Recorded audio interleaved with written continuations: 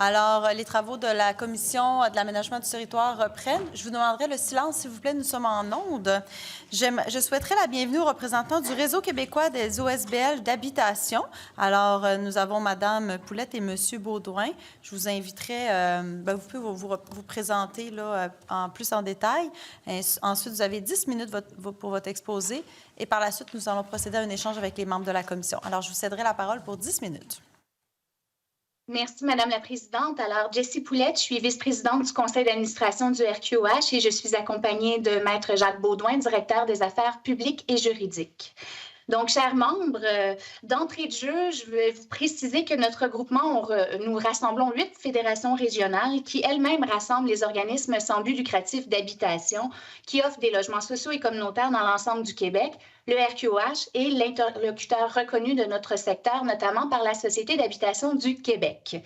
Donc, sans surprise, nos commentaires aujourd'hui vont porter principalement sur les dispositions prévues aux articles 13 et 14 du projet de loi qui va modifier la loi sur les compagnies pour introduire un mécanisme de protection du parc de logements locatifs qui appartiennent aux OSBL, un peu comme ce qui existe depuis 2015 pour les coopératives d'habitation. Avant d'aller dans le vif du sujet, quelques mots pour présenter ce que sont les OSBL d'habitation. Alors, on parle ici de 1200 organismes distincts qui possèdent 2600 immeubles et qui offrent près de 55 000 unités de logement à des familles, à des personnes aînées et à des clientèles qui seraient autrement marginalisées. La très grande majorité de ces projets-là ont été réalisés dans le cadre de programmes de logements sociaux communautaires ou abordables, soit administrés par la Société d'habitation du Québec ou pour les projets plus anciens, par la Société canadienne d'hypothèques et de logement. 960 millions de dollars, c'est le chiffre d'affaires annuel de ces OSBL d'habitation. On parle d'une valeur de 5,9 milliards de dollars pour les propriétés avec un avoir propre de 3,5 milliards. Les OSBL d'habitation contribuent de quelques 60 millions de dollars annuellement aux taxes foncières des quelques 400 municipalités dans lesquelles on les retrouve. Notre réseau emploie 8 000 salariés, mais peut plus précieusement compter sur l'implication de 10 000 personnes bénévoles à qui l'on dit merci. Donc, concernant spécifiquement la protection du parc de logement, en fait, comme mentionné, la très grande majorité des ensembles qui appartiennent aux OSBL d'habitation ont été réalisés avec l'appui de la SCHL ou encore de la SHQ. On parle d'une très grande proportion, soit 50 000 sur les 55 000 logements existants. Donc, les organismes qui ont réalisé ces projets-là ont bénéficié d'une aide financière, soit à la réalisation ou encore en fait à l'exploitation, selon le programme qui était alors en vigueur. Dans tous les cas, cette aide-là était encadrée par ce qu'on appelle des conventions d'exploitation. Essentiellement, ça établit les modalités de financement, de reddition de comptes. C'est généralement aligné aussi sur l'emprunt hypothécaire et c'est d'une durée moyenne de 35 ans. Donc, on s'attend à ce qu'à l'échéance de ces conventions-là, que l'organisme, maintenant libéré de dette hypothécaire, puisse poursuivre sa mission d'offrir des logements abordables et ce, de manière pérenne. Évidemment, les événements des derniers mois ont mis en lumière une faille importante dans l'encadrement juridique des organismes sans but lucratif et c'est pour ça aujourd'hui que nous vous livrons cet exposé. Concrètement, en fait, il y a 2 ensembles immobiliers qui ont bénéficié de financement public et qui totalisent quand même 230 logements qui ont été vendus à des promoteurs privés par des OSBL et ce, sans aucune consultation du milieu, de la communauté ou encore des locataires. Dans les 2 cas, c'est des projets dont les conventions étaient arrivées à échéance, des conventions SCHL, soit en 2014 et 2015. Il faut comprendre que tant aussi longtemps qu'ils étaient sous convention, ça aurait été impossible pour les administrateurs de ces organismes-là d'aliéner leurs actifs sans obtenir l'accord express de la SCHL. Mais une fois la convention échue, en fait, l'encadrement actuel juridique des OSBL, ça offre aucune garantie que les actifs immobiliers seraient jamais aliénés sans motif valable. Et c'est ce que visent à corriger les dispositions prévues aux articles 13 et 14 du présent projet de loi. On va laisser le soin à nos collègues de la Fédération de la Montérégie et de l'Estrie que vous entendrez ce soir de vous préciser ce qui est arrivé de manière détaillée, puis l'ensemble des démarches qui ont été déployées dans ces cas-ci. Mais on peut mentionner rapidement que dans le cas de l'organisme, par exemple, de la Villa Belle-Rivière de Richelieu, c'est 60 logements pour personnes âgées que 3 administratrices ont pu vendre à un promoteur privé pour la modique somme de 32 000 $ l'unité. C'est plus qu'une aubaine dans le marché actuel. Un autre cas, celui qui a été plus largement médiatisé, le Faubourg Ménansen, qui appartient à l'organisme La Cité des retraités de l'Estrie à Sherbrooke. En fait, ce sont 5 administrateurs qui ont vendu l'immeuble pour quelques 18 250 000 $ et ça s'est passé le 25 février dernier. L'organisme a été dissous le 5 avril et dans l'avis de dissolution, on voit que les actifs ont été partagés parmi les membres. On ne sait pas qui sont ces membres. La SCHL nous a d'ailleurs confirmé par la suite que cet organisme-là avait quand même bénéficié d'une aide publique en subvention de 7 millions de dollars.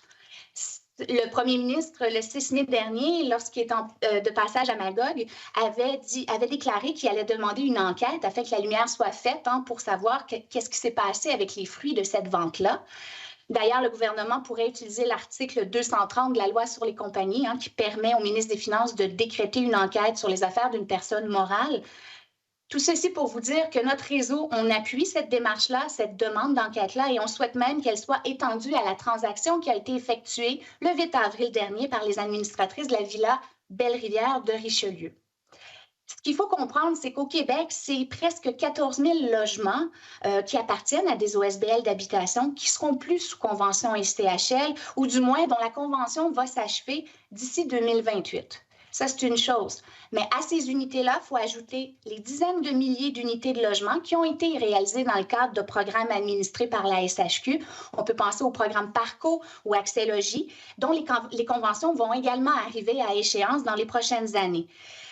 Donc, évidemment que ces actifs-là, ça a une valeur inestimable pour les communautés. Qui plus est, les besoins en logement sont tellement importants dans le contexte actuel de crise qu'on ne peut vraiment pas se permettre de perdre des logements sociaux et communautaires qui sont déjà existants. La solution proposée, alors sachez d'emblée que le RQH affirme son accord complet avec les dispositions prévues aux articles 13 et 14 du projet de loi et nous souhaitons une adoption rapide. Par ailleurs, l'utilisation du véhicule qu'est la loi sur les compagnies pour introduire l'encadrement juridique nous apparaît totalement appropriée puisque la très grande majorité des OSBL d'habitation ont été constituées sous le régime de la partie 3 de la loi sur les compagnies. Donc, l'adoption, la mise en vigueur de l'article 14 du projet de loi aurait une portée générale immédiate sur la quasi-totalité du parc de logements sans but lucratif québécois. On considère aussi tout à fait approprié la modification à l'article 1 de la loi sur les compagnies proposée à l'article 13 du projet de loi qui va confier à la ministre de l'Habitation la responsabilité d'appliquer les dispositions introduites à l'article 14. Ça va de soi pour nous que soit confié le pouvoir d'autoriser l'aliénation d'un immeuble appartenant à un OSBL qui a bénéficié d'une aide publique à la ministre des Affaires municipales et de l'Habitation. De plus, la décision d'étendre la portée de l'encadrement juridique aux OSBL d'habitation aux projets relevant de ce qu'on appelle dans notre jargon, dans notre milieu, le parc fédéral, c'est également bienvenu. Non seulement c'est cohérent avec la volonté des gouvernements passés et actuels d'augmenter l'offre de logements abordables, mais en plus, c'est une façon d'affirmer notre compétence en matière d'habitation. Le pouvoir qui sera accordé également à la ministre au premier alinéa de ce qui deviendra l'article 227.9 de la loi sur les compagnies est étroitement balisé, à notre avis, et la procédure prévue à l'article 227.10 est transparente et elle est respectueuse de nos façons de faire et de nos instances. En effet, si un organisme souhaite aliéner son immeuble, il devra transmettre une demande à la ministre. La ministre devra solliciter l'avis du RQOH ou de la fédération dans laquelle l'organisme se trouve et lorsqu'elle prendra sa décision, elle devra prendre en avis notre considération. Donc, sachez que le RQOH et les fédérations, on est très, très bien placés pour jouer ce rôle-là, notamment grâce à la solide expertise de nos équipes sur le terrain. Pour le reste, les autres articles proposés, donc 227.11 à 227.18, sont là pour veiller au respect de la procédure de l'article 227.10. On doit souligner à cet égard l'importance de l'article 227.12 qui dispose que tout acte effectué en violation de ce qui deviendra la section 3.2 de la partie 3 sur la loi sur les compagnies est nul de nullité absolue. Si cette disposition-là avait été en vigueur, ça aurait été possible d'entreprendre un recours pour faire annuler notamment la transaction de la Cité des retraités de l'Estrie. L'article 227.14 introduit par ailleurs une protection additionnelle qui, cette fois-ci, en cas de liquidation d'un organisme qui est toujours propriétaire d'un immeuble visé par le projet de loi, Cet immeuble-là devra être cédé soit à un OSBL d'habitation ou encore au Réseau québécois des OSBL d'habitation. Enfin, les sanctions pénales prévues dans le projet de loi enverront, on l'estime, un message clair aux personnes administratrices qui voudraient poser des actes qui contreviennent à ces dispositions et dérogent à la mission de l'organisme. En conclusion, on réitère notre souhait que les dispositions du projet de loi touchant à la protection du parc immobilier des OSBL d'habitation soient adoptées d'ici la fin de l'actuelle session parlementaire. Pourquoi? On ne veut pas d'autres cas comme Richelieu et Sherbrooke. Et sachez qu'actuellement, nos gestionnaires, nos administrateurs, en raison du marché immobilier, reçoivent régulièrement des offres d'achat non sollicitées. Enfin, on tient à souligner notre appréciation de la façon dont a été traité ce dossier par la ministre des Affaires municipales et de l'Habitation, ses équipes, le sous-ministériel Habitation et la direction de la Société d'habitation du Québec. On reconnaît également le travail qui a été effectué par les porte-paroles en matière d'habitation des 3 groupes d'opposition au cours des dernières semaines qui ont contribué à ce que l'enjeu demeure une priorité et à ce qu'on soit ici aujourd'hui devant vous. Donc, merci de votre attention et on reste disponible évidemment pour la période d'échange. Merci. Nous allons justement procéder à la période d'échange. Nous allons débuter avec Madame la ministre et vous disposez de 17 minutes 30, Madame la ministre. Oui. Alors, merci, Madame Poulette, Monsieur Baudouin. Très heureuse d'être avec vous, évidemment. Puis, vous le savez, là, j'étais très, très sensible par rapport aux ventes des OBNL. Est-ce que c'est un phénomène récent? Je crois que oui, mais est-ce que c'est déjà arrivé dans le passé? En fait, je vais répondre à une portion de la question. Je vais laisser le soin à mon collègue de préciser certains éléments. C'est sûr que c'est un événement qui est assez marginal parce que la plupart du temps, les OSBL sont membres soit de notre fédération ou du Réseau québécois et on peut planifier les fins de convention avec ces organismes-là. Et évidemment, nous, on les enjoint à poursuivre leur mission de manière pérenne, à conserver l'abordabilité des loyers, voire à développer une deuxième phase d'un projet. En ce qui concerne les cas historiques, je pense que je vais laisser mon collègue pouvoir vous répondre sur cet aspect-là. Il y a eu un cas à Montréal il y a quelques années, un cas de fin de convention comme ça.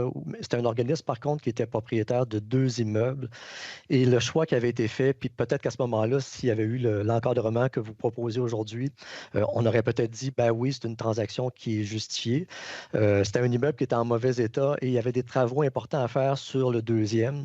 Alors, ils en ont vendu un pour financer finalement des travaux qui allaient permettre d'assurer la pérennité du deuxième immeuble.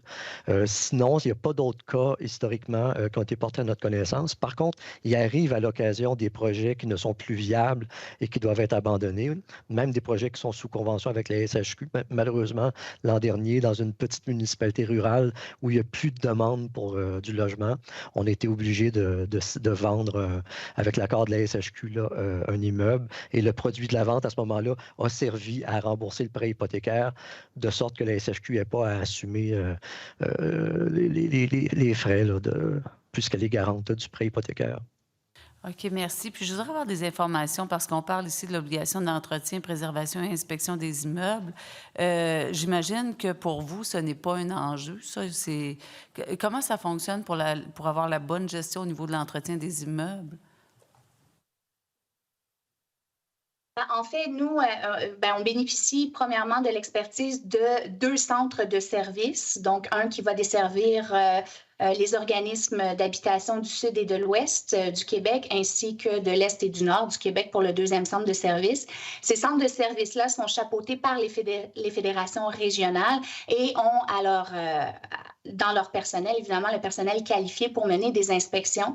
Nous, on mise sur des bonnes pratiques, donc c'est-à-dire d'effectuer un bilan de santé aux 5 ans et d'accompagner le tout d'une planification de travaux et des dépenses qui vont s'en suivre. Donc, effectivement, pour nous, c'est pas quelque chose qui nous est totalement inconnu. Bien au contraire, c'est quelque chose sur lequel dont on fait la promotion auprès de nos membres, justement pour que le bâti soit autant en santé que la gouvernance ou les finances. Donc, pour nous, ça fait partie intégrante de la pérennité de la mission d'un organisme.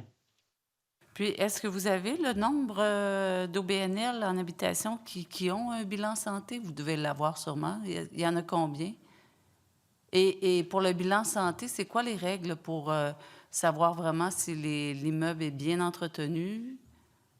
C'est quoi la réglementation pour le bilan santé? Peut-être que Jacques, tu pourrais m'appuyer. Il n'y a pas de réglementation comme telle et c'est inégal compte tenu des différents programmes qui ont existé par le passé. Par exemple, dans le programme Axélogie, il n'y avait pas d'obligation de faire des bilans de santé jusqu'à 2019. Et c'est quand il y a eu des modifications en juillet 2019 au programme, là, dont vos équipes ont été les artisans à ce moment-là, qui ont introduit une obligation pour les nouveaux projets en Axélogie de faire à tous les 5 ans un bilan de santé. Il y a d'autres programmes qui ont existé où il y avait cette obligation-là. Un bilan de santé, c'est fait par un inspecteur en bâtiment et suite à ça, on prépare un plan de travaux à faire là, pour assurer le bon état du bâtiment. Mais c'est toujours quelque chose qu'on a demandé. D'ailleurs, l'introduction dans Axélogie en 2019, c'était suite à des demandes qu'on avait faites, qu'on souhaitait que ça soit une norme dans le programme. Parce que, étant pas obligatoire, ça ne se faisait pas nécessairement automatiquement. Maintenant, les nouveaux projets en Axélogie le font obligatoirement. Et avec l'adoption de la disposition que vous proposez, ça va devenir une obligation, dans le fond, pour tous les OSBL d'habitation. Ça existe pour les copropriétés. Ça existe pour les coopératives d'habitation.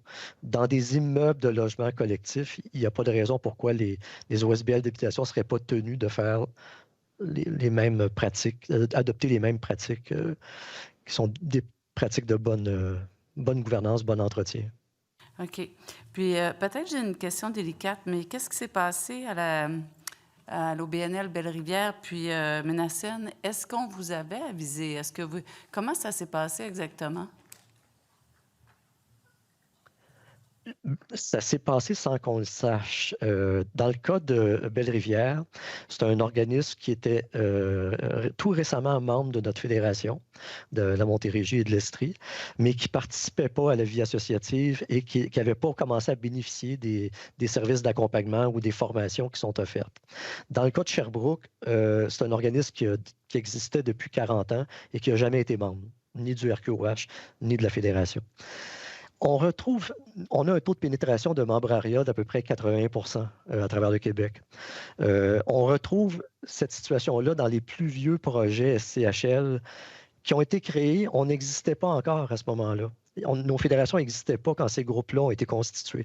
Alors, on est en rattrapage pour essayer de les amener dans notre membership.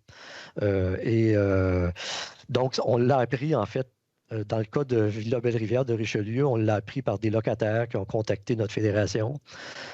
Et dans le cas de Sherbrooke, on l'a appris en fait par des élus municipaux à Sherbrooke qui en ont entendu parler là, de la vente et qui ont alerté notre fédération régionale aussi à propos de cette situation-là.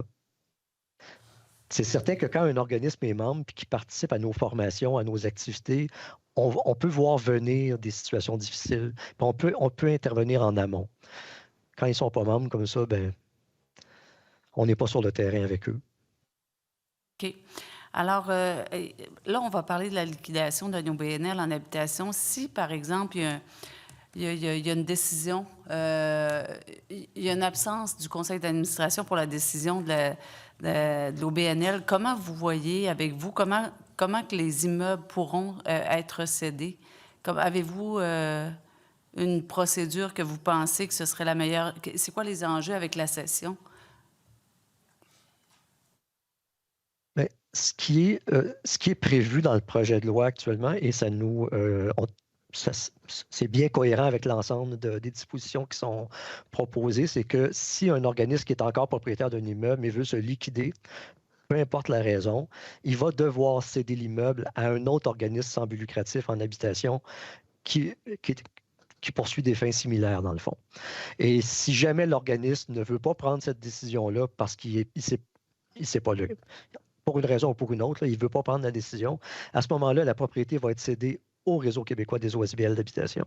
Et nous, on va le prendre, puis on va reprendre la gouvernance. D'ailleurs, on l'a fait avec des organismes en difficulté par le passé pour les redresser et s'assurer qu'il y ait une nouvelle gouvernance qui soit mise en place, puis avec des nouveaux conseils d'administration éventuellement, là, et une mobilisation du milieu pour reprendre en main des projets qui étaient un petit peu boiteux. Alors, si ça ne fonctionne plus puis que l'organisme veut se liquider, ultimement, on va le reprendre. On va s'assurer que les locataires sont encore bien traités, puis que l'entretien est fait, puis on va rétablir la gouvernance avec le milieu pour s'assurer que l'organisme ne va pas prendre la décision. Puis on va reprendre la gouvernance avec le conseil d'administration. Et pour redonner ça à la communauté. Avec les 2 dernières années qu'on a passées en habitation, les 2 années assez particulières, dites-moi, est-ce que vous êtes en mesure de me dire si le réseau des OSBL a quand même bien survécu? Comment ça s'est passé? Puis en même temps, est-ce qu'il y en a quand même, là, vous dites qu'il y en a que c'était peut-être plus boiteux, selon votre expression, mais est-ce qu'il y en a quand même plusieurs ou c'est vraiment des cas isolés?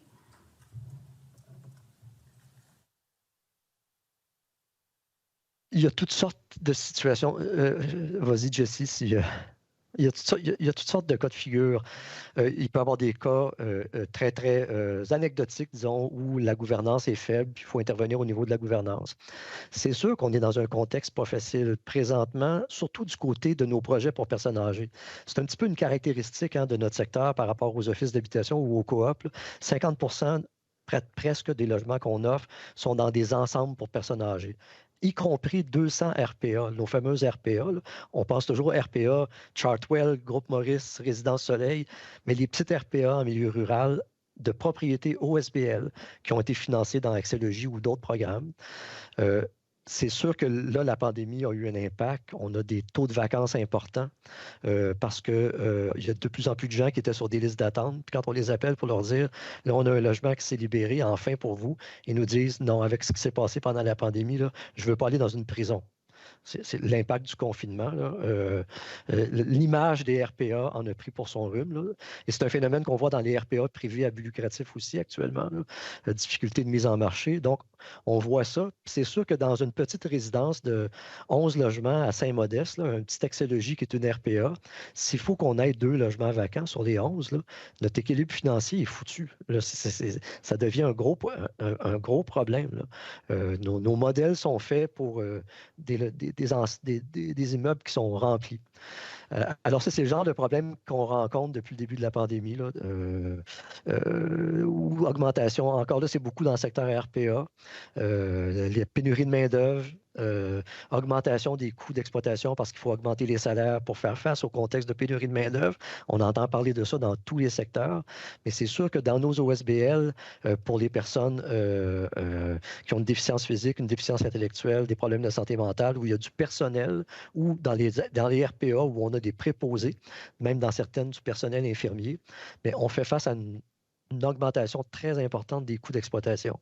Et ça, ce n'est pas couvert là, par un programme comme Accès Logis. Vous le savez, Accès Logis, c'est le bâti, c'est le bâtiment, les logements. Il y a des PSL sur le loyer de base, mais tous les coûts de service, c'est autofinancé puis c'est payé par les locataires. Mais là, quand les dépenses d'exploitation augmentent, qu'on a des locataires à faible revenu à qui on n'est pas capable d'imposer, on ne veut pas le faire, mais même si on le voulait, ils n'ont pas la capacité de payer des loyers plus élevés là, pour les coûts de service. Alors, c'est là où on est dans une période pas facile, mais je pense qu'on est résilient, puis on travaille à passer à travers. Monsieur Beaudoin, vous amenez un point très, très intéressant parce que si je regarde dans certaines régions, dont la mienne, là, il y a des OBNL, oui, qui ont des logements qui sont disponibles. Maintenant, là, vous le dites en même temps, là, c'est sûr que si tu as 3 logements sur 12 qui sont vacants, pensez-vous à une solution? Parce que je sais qu'il y a une question de certification, mais quand on cherche des logements disponibles, êtes-vous en train de penser à quelque chose? Parce que si vous dites les aînés, c'est difficile, il y a des aînés qui ne veulent pas venir chez moi, c'est certain que les logements, on ne peut pas les laisser vacants longtemps. Est-ce que vous avez pensé à une solution? Bien, il peut y avoir des possibilités dans certains cas d'élargir le type de clientèle.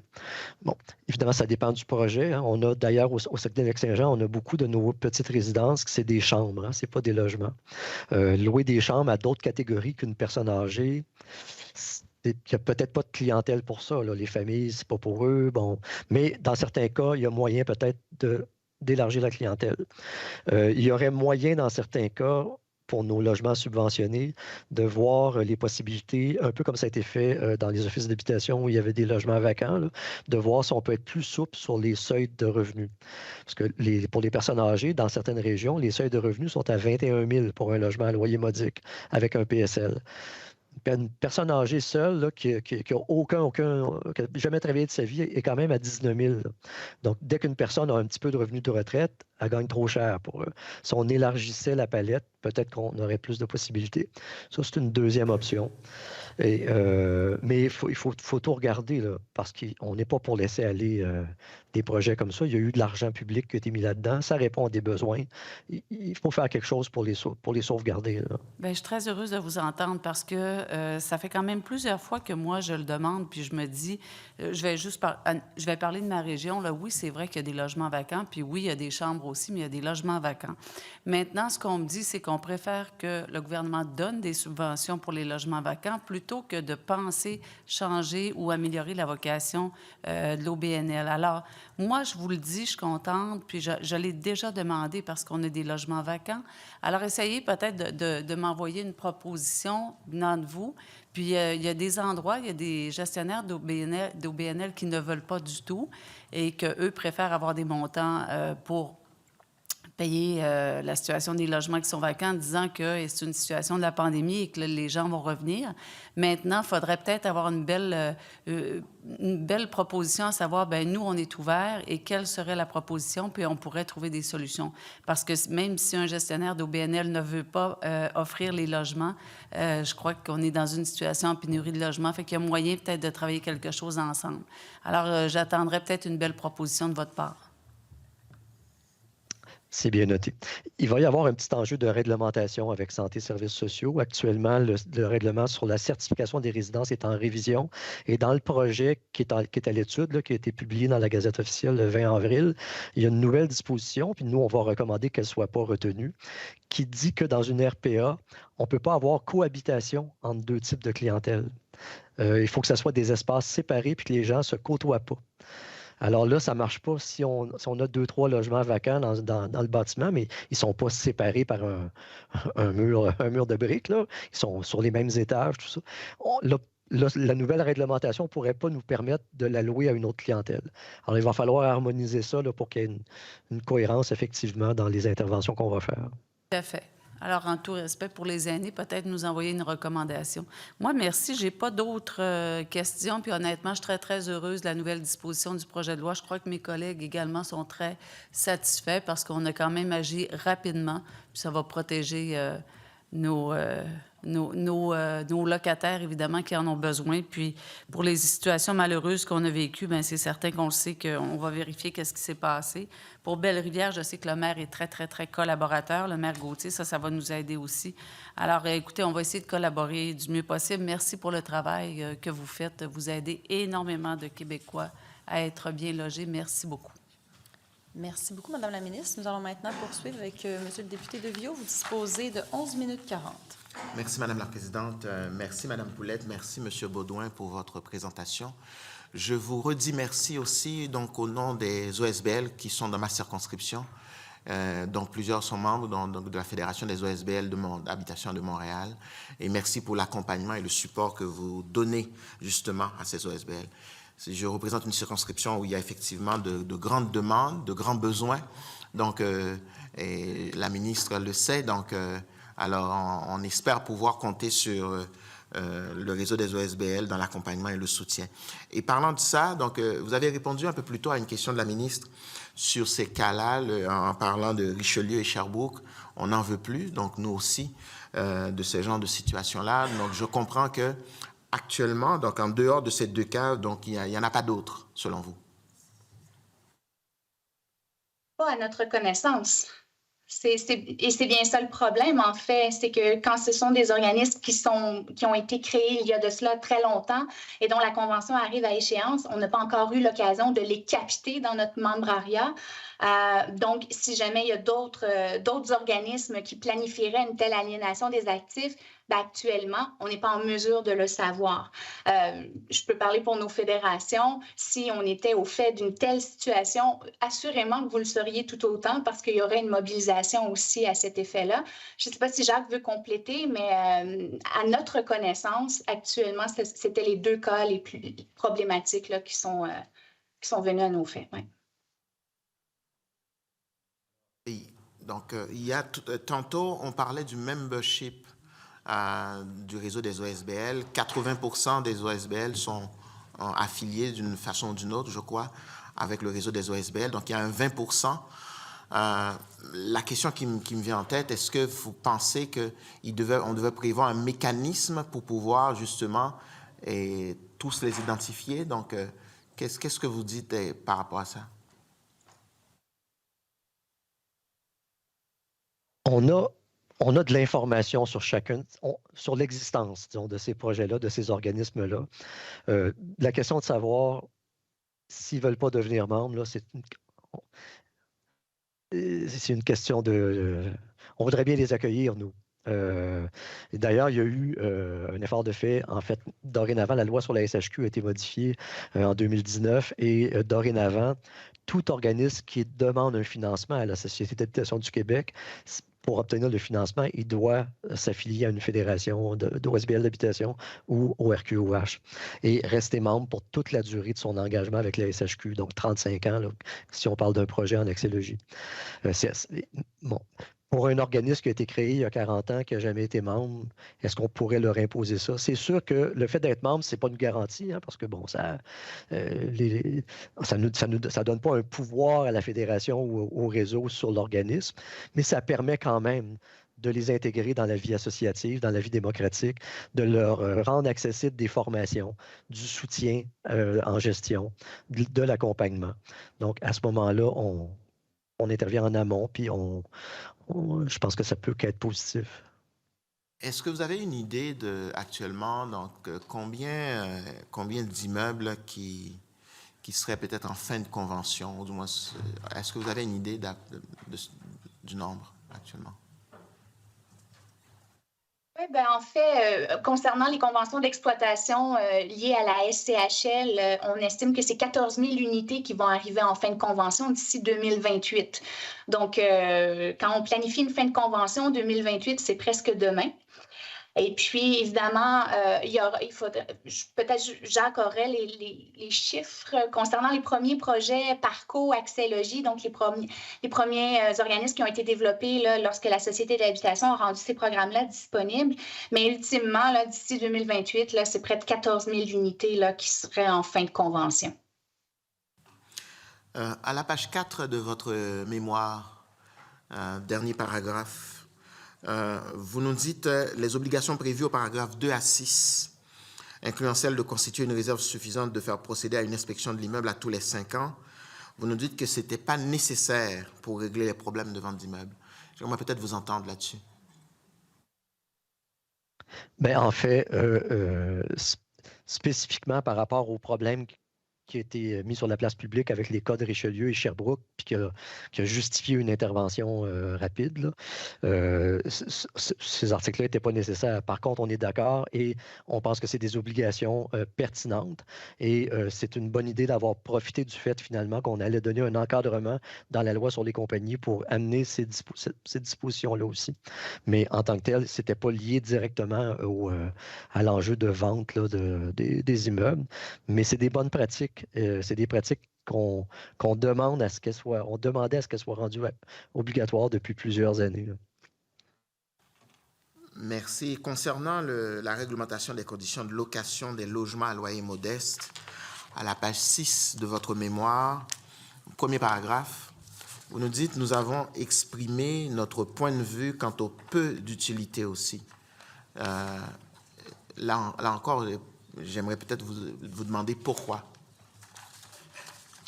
Oui, c'est une décision qui a été prise, puis une orientation qui a été prise à la suite, entre autres, d'un rapport du vérificateur général.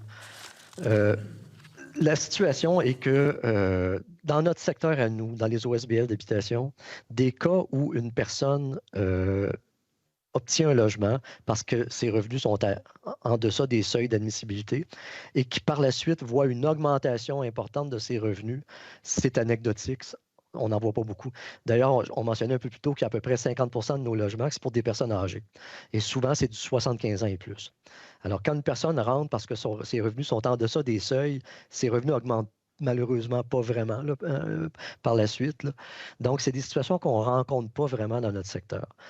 Et je dois dire que, tout à fait ouvertement, je donne souvent le même exemple, Nous, ça ne nous choque pas du tout qu'à Saint-Modeste, dans le Bas-Saint-Laurent, où on a une résidence pour aînés OSBL, qui est un accès logis de 11 logements, où il y a 7 logements subventionnés, puis 4 qui ne le sont pas, qu'il y aurait une personne âgée qui a passé toute sa vie à Saint-Modeste, mais qui gagne peut-être le gros revenu, entre guillemets, de 40 000 par année, qu'elle ait l'occasion, parce que c'est la seule résidence à Saint-Modeste, de pouvoir aller habiter là, avec sa communauté, même si elle dépend. Pour nous, c'est tout à fait socialement défendable et justifiable. C'est l'occupation du territoire qui est en jeu, c'est la cohérence, la structuration des communautés. Bon, maintenant, puisque la décision a été prise qu'on allait réglementer ce qu'on appelle les logements à loyer modeste, là, qui ne sont pas les logements à loyer modique, puis qu'il va y avoir des seuils d'admissibilité, puis aussi un mécanisme pour récupérer une partie des sommes pour ceux qui vont dépasser les seuils, tout ce qu'on dit finalement, ben, c'est qu'à ce moment-là, que ça se fasse en consultation avec les organismes et avec nous, là, pour que le règlement, au final, quand il va être adopté, soit vraiment, vraiment bien conçu, puis qu'on ne se retrouve pas dans des situations malheureuses, par exemple, qui ferait qu'une personne âgée à Saint-Modeste, ben, on lui imposerait un fardeau tellement lourd qu'il faudrait qu'elle s'en aille de son milieu, là. Merci, M. Baudouin, donc, pour votre réponse. J'aimerais revenir sur l'enjeu de Richelieu et aussi de Sherbrooke. Je comprends bien, effectivement, vos arguments, à savoir, on ne peut pas, effectivement, et je suis d'accord avec ça, on ne peut pas obliger un OSBL à devenir membre d'un réseau, mais est-ce que vous pensez, à part ce qu'on a devant nous dans cette pièce législative, est-ce que vous voyez d'autres avenues où on pourrait s'assurer en amont d'avoir ce type d'encadrement-là pour éviter justement d'avoir des Richelieu et des Sherbrooke à l'avenir? Je vous dirais que oui, il y a d'autres choses qui pourraient être faites. Puis on l'évoque en 2 lignes peut-être dans notre mémoire. En réalité, là, ça a été dit, la loi sur les coops a été modifiée en 2015. Il y a eu une réforme, hein, puis il était question de faire une réforme du droit associatif. La partie 1 et 1A de la loi sur les compagnies, ça a été abrogé en 2009. Hein. La loi sur les sociétés par action est venue remplacer. On a fait tout un travail législatif pour mettre à jour une vieille loi qui est la loi sur les compagnies, là, qui n'avait pas été mise à jour à peu près depuis 1964. Puis on l'a fait pour la partie 1, la partie 1A. Puis à l'époque, 2008-2009, il y a des travaux qui avaient été amorcés pour remplacer la partie 3 qui encadre tous les OSBL par une nouvelle loi sur les OSBL. Puis ces travaux-là n'ont jamais été menés à terme parce que, bon, c'était peut-être pas une priorité, on le comprend, là, mais on pourrait, au-delà de ce qui est fait aujourd'hui puis qui est nécessaire, là, parce qu'on vient colmater une brèche, et c'est très important.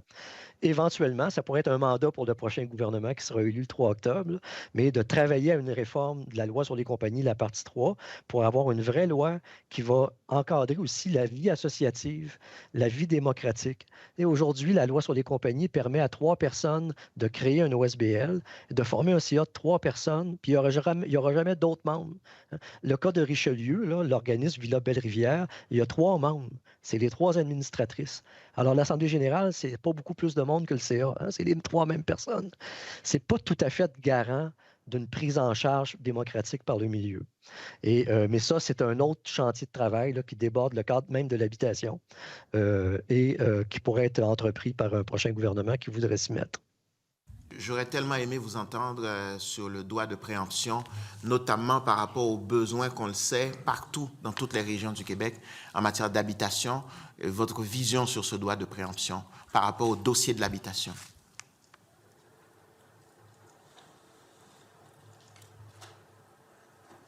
Essentiellement, je peux peut-être débuter, puis évidemment, Jacques sera sans doute en mesure de préciser, de détailler le tout. Donc, le réseau, on soutient cette proposition-là parce qu'on estime que c'est une demande qui était légitime de la part des municipalités, qui sont généralement très, très bien placées pour identifier les besoins en matière de logement. Là, c'est le gouvernement de proximité. Donc, c'est sûr que, comme on l'indique dans notre mémoire, la mise en œuvre du droit de préemption va quand même exiger que les municipalités puissent s'appuyer sur des actions ou des programmes efficaces pour procéder à l'acquisition des immeubles qui vont être visés pour les convertir en logements sociaux et communautaires. Donc, quitte à ce que, j'imagine que sans doute plusieurs membres de la commission nous ont entendus à plusieurs reprises à cet égard-là, mais on estime que le gouvernement devrait s'engager sans tarder à la révision du programme Accès Logis, puis d'allouer des sommes supplémentaires, des sommes nécessaires pour lancer des nouvelles programmations. Un droit de Je suis vraiment désolée d'avoir vous coupé, mais j'ai laissé quelques secondes. Je vais maintenant céder la parole au député de Laurier-Dorion qui dispose de 2 minutes 55. Merci, Madame la Présidente. Bonjour, Monsieur Baudouin, Madame Paulette. Merci d'être ici avec nous aujourd'hui. Écoutez, je vous amène, parce que vous avez touché amplement les sujets des OSBL, je vous amène vers un autre sujet sur lequel vous vous êtes prononcé, la clause et la section F du bail. Et en lisant votre mémoire, vous dites que le problème de la clause F, et là je vous cite, là, ne tient pas tant à la durée de cette période qu'au fait que ces augmentations sont totalement incontrôlé. Et donc, ce qui vous semblait dire que ici, ce n'est pas une question des périodes de 3 ans, 5 ans, 4 ans, 2 ans et demi, 1 an et 3 mois.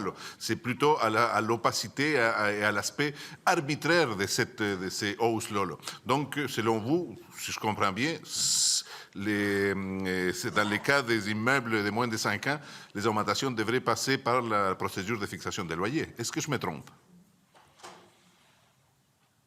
Non, c'est exactement ça, en fait, là, parce que, bon, évidemment, ramener ça de 5 à 3 ans, pour nous, c'est une amélioration.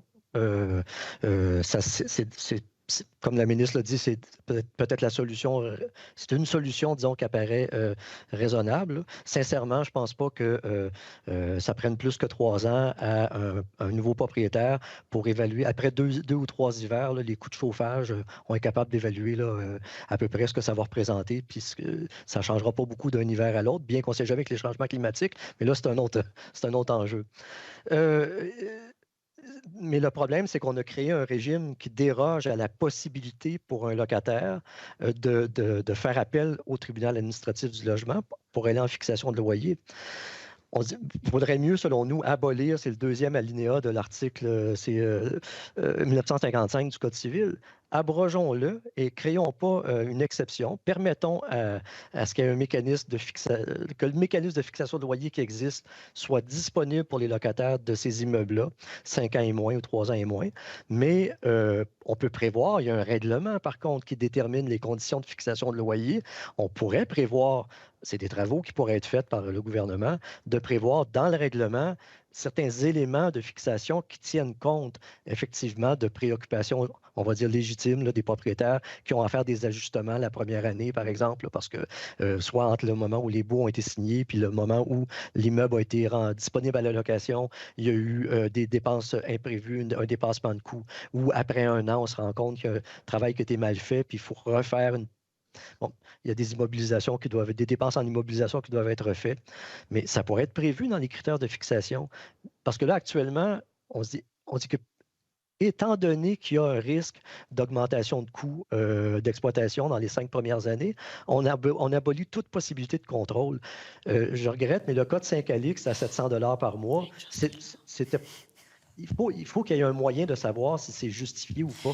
Puis il faut que la personne qui est victime puisse exercer son recours. Je suis désolée, M. Baudouin, j'ai vraiment la tâche ingrate de couper les intervenants, alors je céderai la parole à Mme la députée de Gaspé pour 2 minutes 55. Merci, Madame la Présidente. C'est vrai que c'est intéressant. Bonjour à vous deux. C'est un plaisir de vous revoir. On a beaucoup parlé de la protection du parc de logements locatifs social via les OBNL d'habitation. Puis moi, je suis bien contente qu'on ait réussi justement à ce que ce soit inscrit dans un projet de loi là, d'ici la fin de la session. Mais est-ce que nous aurions pu, avec un moratoire tel que nous l'avons demandé là, à ce moment-là, est-ce qu'on aurait pu justement régler le cas ou sauver du moins les 2 immeubles dont on parle depuis tout à l'heure à Richelieu et à Sherbrooke?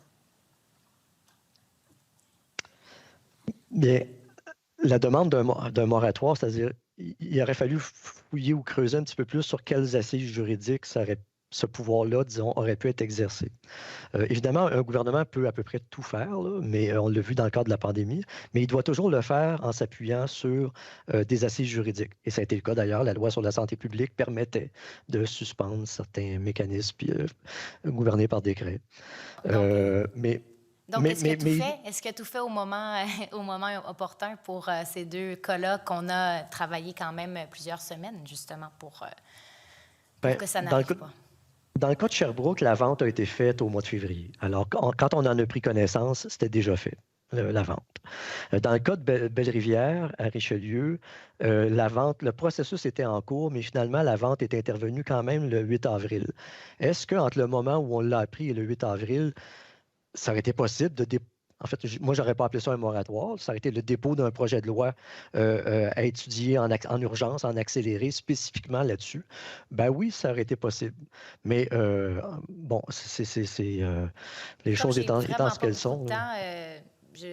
C'est dit, donc merci beaucoup, M. Beaudoin. Mais en fait, pour ce qui est de la clause F, vous en avez parlé un petit peu, mais qu'est-ce que ça aurait comme impact si on l'abolissait? Est-ce que vraiment vous croyez, comme d'autres, on a entendu la Corpic tout à l'heure dire que l'offre, ce serait épouvantable, la construction, ce serait en baisse. Est-ce que vous avez la même impression, selon vous?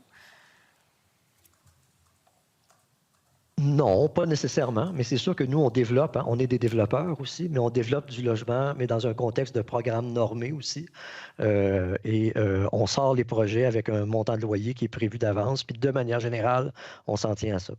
Maintenant, tout ça est planifié, puis c'est planifié et minutieusement d'ailleurs avec les conseillers de la SHQ avec qui on travaille au niveau des budgets d'exploitation. Bon, non, Merci. Merci beaucoup. Merci beaucoup. Je suis désolée. C'est tout le temps qu'on avait. Alors, Monsieur Beaudoin et Madame Poulette, je vous remercie très sincèrement pour votre belle contribution aux travaux de la commission. Et sur ce, nous allons suspendre quelques instants pour accueillir le prochain groupe.